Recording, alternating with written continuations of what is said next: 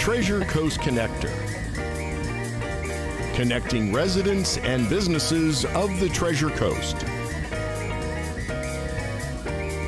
And here's your host, Ellen Contreras. Well, welcome to Treasure Coast Connector. I'm your host, Ellen Contreras of the Ferris Group, a business management and advisory company providing outsourced services to all types of businesses. And to learn more about it, check out the website, www.ferrisgroup.com. That's PHARUS group.com, or call them directly, 772-223-3344. Treasure Coast Connector is a show that puts a spotlight on local business owners so we can learn why they started their business and what makes their products and services so unique and special. Today, we're going to be talking about HR from the perspective of the employer as well as the employee. And joining me is Deb Wojcik, and she's the Director of HR at Ferris Group. She also has her own consulting practice. And Deb, welcome. It's a pleasure having you here. Thank you very much, Ellen. Yeah, braving the rain and everything else to get here. I appreciate that. My pleasure. So, Deb, as you know, my favorite question is why? Why? Everybody wants to know what made you want to be an HR professional, why you wanted to start your own consulting practice, and then tell everyone what you do at Ferris Group. Okay.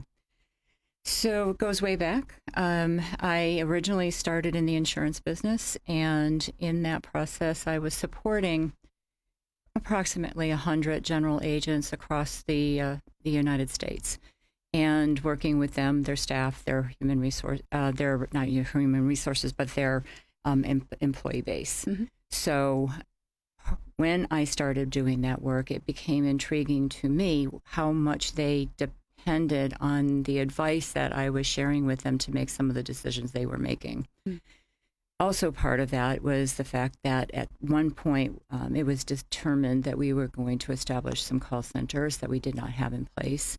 And I was asked to lead that effort. In that effort, we needed to create two of those call centers, one in Massachusetts and the other on the West Coast. Mm-hmm. So that was the beginning of a very long journey towards becoming HR, because as part of that practice, I needed to identify candidates for the positions. I had needed to make sure interviews were being done and the right decisions were being made to staff these very large call centers for the company.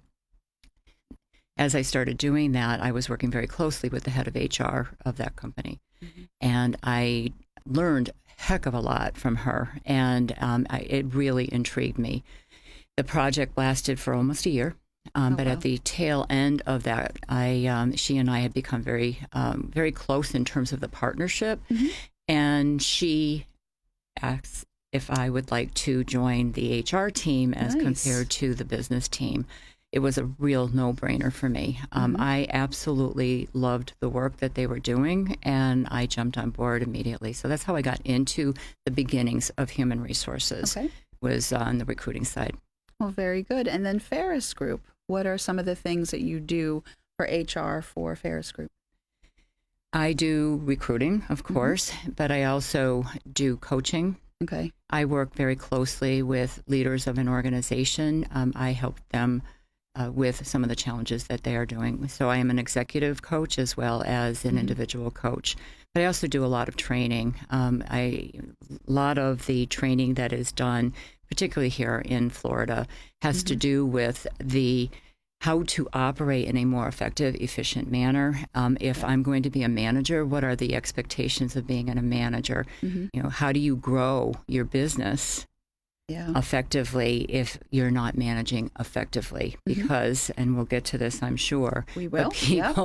People are your biggest resource. They can be your biggest asset or not, depending on how you manage. So I've done a lot of work in doing training for managers across the client population of Ferris Group. Very nice. And I think you really enjoy it. If there was any one component, I think training and developing people is probably what gives you the most joy.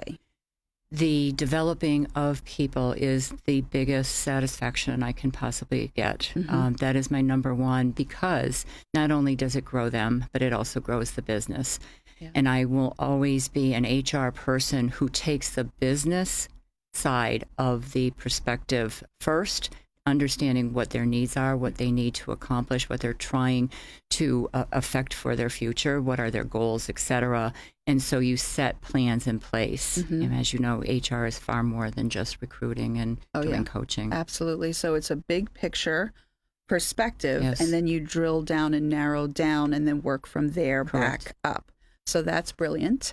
And as you know, we are in a candidate-driven marketplace, and finding the right people is getting harder and harder. It's a lengthy process, and you have been giving people really good advice.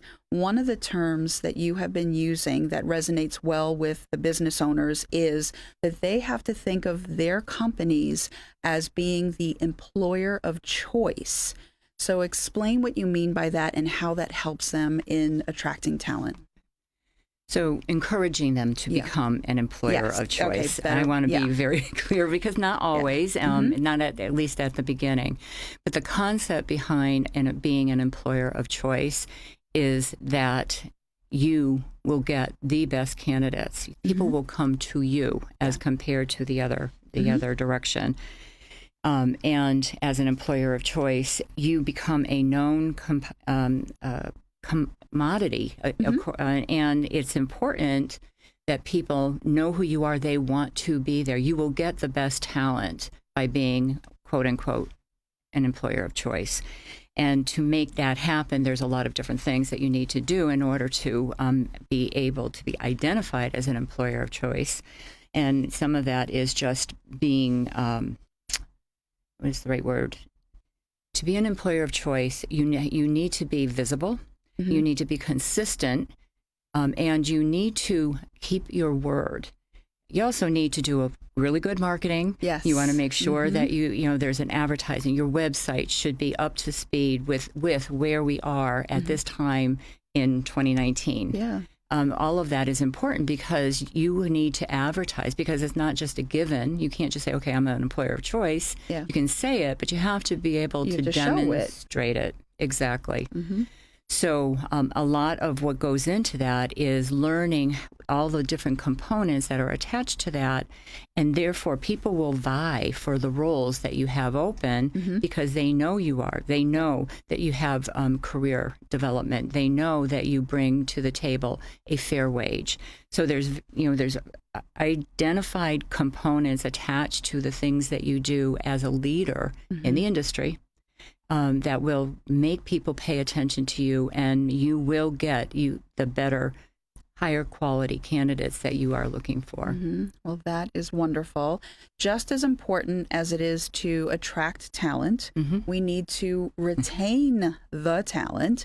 And it's very difficult when the turnover rate just keeps increasing.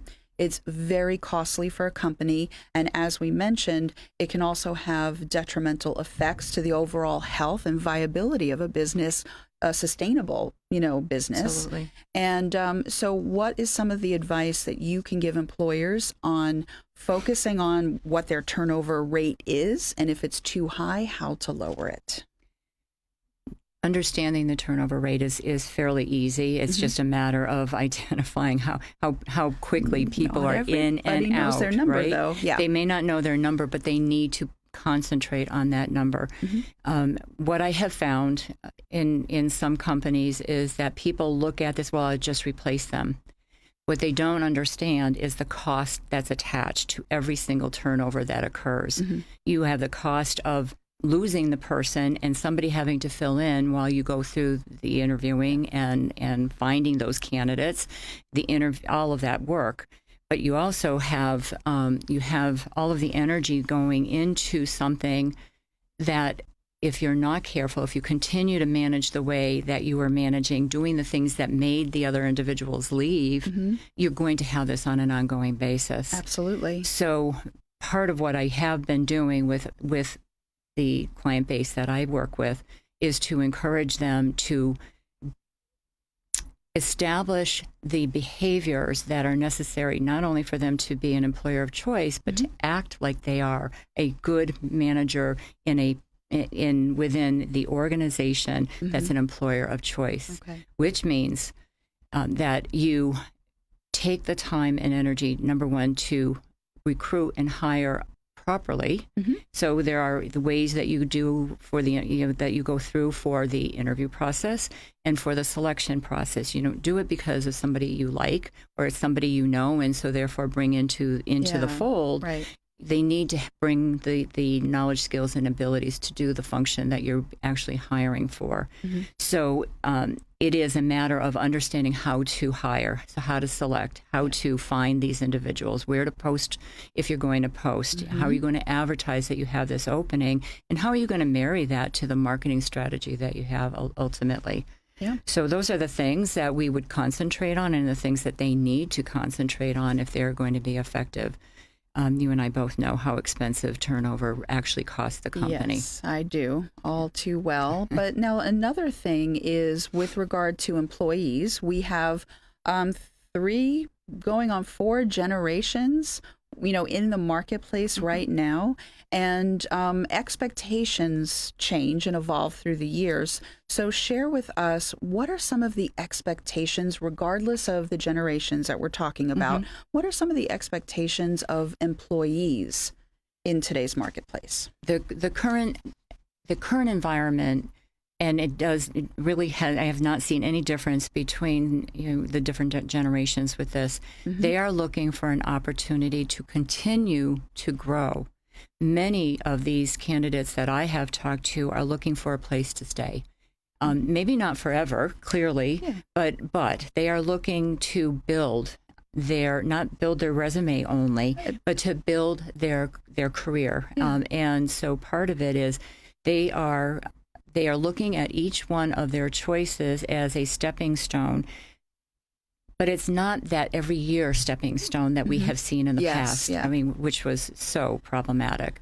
It was. If they can go into a culture, and it's also a cultural thing. When I mean cultural, it's the culture of the company. They are looking for an organization, a company that is willing to bring people in, to grow them, to develop them, and to understand what their goals are in the context of the business environment, what is good for the company, but also what's good for them. And so part of what they need to do is to make sure that they are moving it forward in terms of and the last thing I will end here is that they need to make decisions quickly when they're going through the hiring process. Thank you. Yes. Too many times they meander and they're trying to find that perfect candidate. It doesn't exist in this day and age. Nobody is going to fit all of those little checkpoints that people have in their job descriptions. They will fit much of them and hopefully most of them, but not all of them. And so what they need to do is to understand that it's their job to help them build that resume further for their own behalf, for the individual's behalf as well as the company's. Yeah, so some employers are waiting weeks or maybe even a month or 2, and then you lose the candidates. Gone. And that is so frustrating. So don't do that. No, absolutely do not do that, because they do go. The patience level is very, very tiny at this stage in the game. People are looking to find the job. There's not enough people for the jobs that are open in this industry right at the moment. So you need to move more quickly, and when you don't, you will be losing out on potentially very good candidates. Yes. So we have a lot more to discuss, but right now we have to take a quick 2-minute break on Treasure Coast Connector, but Deb and I will be right back in a moment. Love pianos and Maine lobsters? Then the patio is your Tuesday must stop. Dueling pianos from 6:30 to 9:30 and pound and a quarter Maine lobsters. Join Kent Brown, Johnny Nick, and a friendly staff and great food only at the Patio Seafood Tavern, open daily 11:30 to 10. The Patio Seafood Tavern across from Vero Beach City Hall, 772-774-8232. That's 774-8232.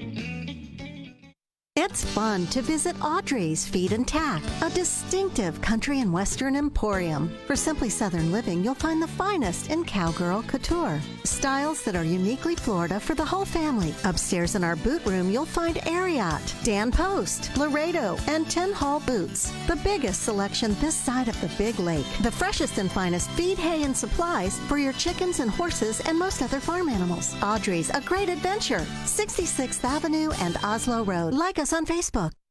Welcome to Vero Beach Cleaning, a complete home and office cleaning service that fits your needs and attends to your specific special instructions. Call now to schedule your free in-home estimate at 772-564-7839 or contact us through verobeachcleaning.com. verobeachcleaning.com. verobeachcleaning.com. verobeachcleaning.com.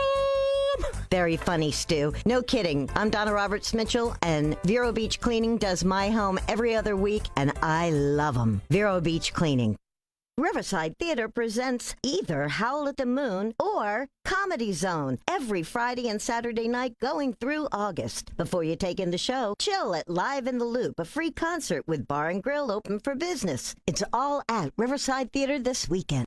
Radio works in repetition. Idea Garden Advertising will save you money on printing. Idea Garden Advertising will save you money on video production, public relations, and websites. And Idea Garden Advertising will save you time. Local to the Treasure Coast, IdeaGardenAdvertising.com.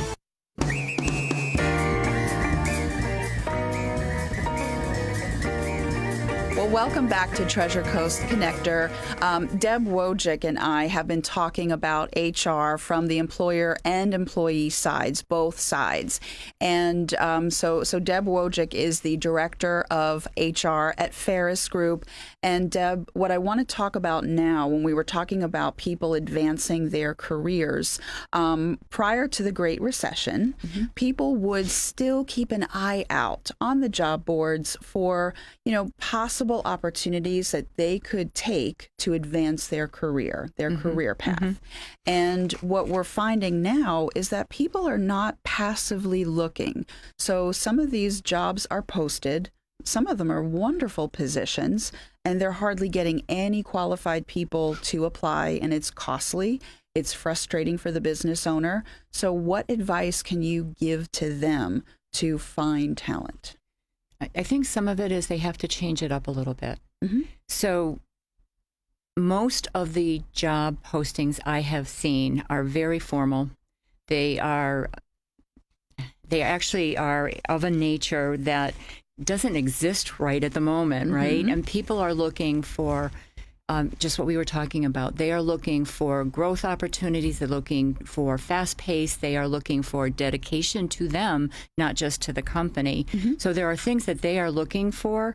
And if they don't see that in a job posting, if they do look at it, that's going to stop them from even looking and applying. And if they see too many of it, that's why they stop. Now, I do know that some do. They do look at them. And so anybody who is posting for a job should be thinking about, how do I spice it up a little bit? One of the things is not make it about the company as much as it is about the individual. We are looking to help you grow. There's language that can be put into these postings that pull as compared to kind of force the conversation. So I think that that's a possibility for people to take advantage of. And, part of it is, get more creative even with your own internal population.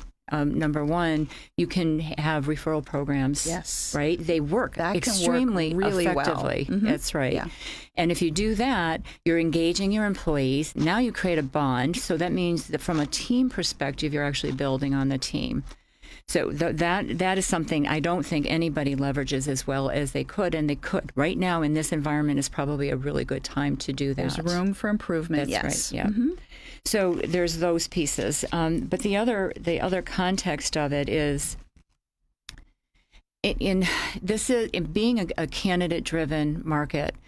We need to, again, pull. And if we're not marketing ourselves well enough, then you're not going to get the attention of this population. So how you market that.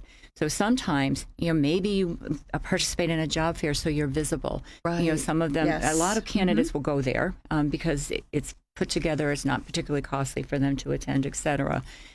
But as importantly, you can have your own little open house and have people come in so that you can have, so there's different ways to approach how you I can like draw that idea. candidates to the table.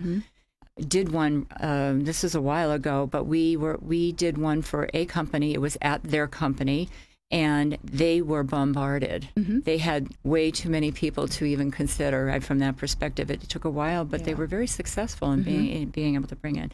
So it's a matter of changing it up and adjusting yourselves. Don't expect to hire the perfect candidate. Yes. And that is actually one of the biggest challenges I've run into as a recruiter working with my client base, because they are looking for somebody that meets every checkpoint on the job description. And usually doesn't exist. So if they can have or show some patience in understanding that they've got most of what I'm looking for, I can build them. I can help train and develop them. And if it's not me specifically as an owner of a company, certainly somebody on my team should be able to do it. I also have another idea, and that would be to use recruiters. In the past, a lot of businesses were very hesitant to use outside recruiters. But hey, that's one of the reasons why we're here is, and it's not just all recruiters. Some people are very, very talented in sniffing out, potential talent. You are one of those people. Well, thank you. I can get you in touch with her. So actually her information is being scrolled through right now. So with job seekers, it is their advantage right now. But do you have a couple of tips for job seekers at this time? I do. One of the things that I have noticed is that they're not paying enough attention to their resumes when they're submitting and or their cover letters. I think it's important to do a cover letter because it gives employers a sense of who they are, because it's not as much of your skills, knowledge, experiences.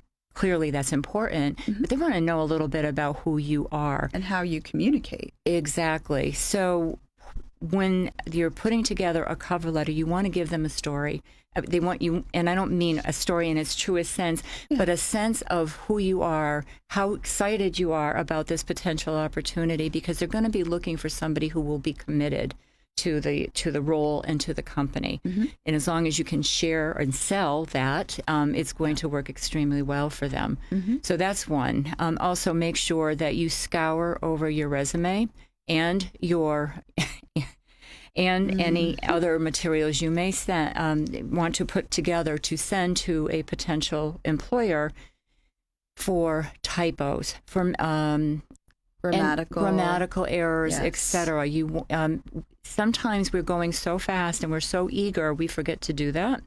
And that is a huge mistake, because I will tell you, if it's not the employer, if they have a recruiter who's going through it, and as soon as they see that, it's nixed. So you lose an opportunity for a potentially fabulous opportunity. I have a piece of advice that was given to me ages ago for not just resume writing, but for just corporate communication. And that is simply read aloud what you have put down on a piece of paper. It is amazing. To do that, another option is to read backwards, meaning you start at the end and you go backwards. You will find all of your typos, etc. And then another best option is to give it to somebody else and have them take a look at it, because they're going to look at it with fresh eyes and a very different perspective. Well, very, very true. So we are almost out of time. So in 30 seconds, was there anything else that you wanted to get across? Any points, tips, advice? I would like everybody that's on that sees this is to understand that human resources is typically looked at as hiring and firing. And yes, we do that. But it's so much more. And if you want to grow your company, you need to grow your employee base. And to grow your employee base, you need professionals who do that. So you can still concentrate on growing your business, but now we're growing other people who can help you make that happen faster. Exactly. So Deb, before we wrap up, how do people contact you directly? They can call my cell number, 772-342-8866, and my email, which is my full name, DEBRAWOJCIK @gmail.com. And at deb@ferrisgroup.com. Those are the two. One's my company and one is Ferris Group. Exactly. So I just wanted to say thank you so much for being part of this show. I know that you have given a lot of people some wonderful advice, and no doubt people are going to reach out and contact you directly. And I just wanted to say that it's wonderful to have this show, Treasure Coast Connector. Ferris Group is one of the sponsors, business advisory and management company. Their website, www.ferrisgroup.com, PHARUS group.com. Phone number 772-223-3344. I hope everyone has a wonderful and productive week. Absolutely.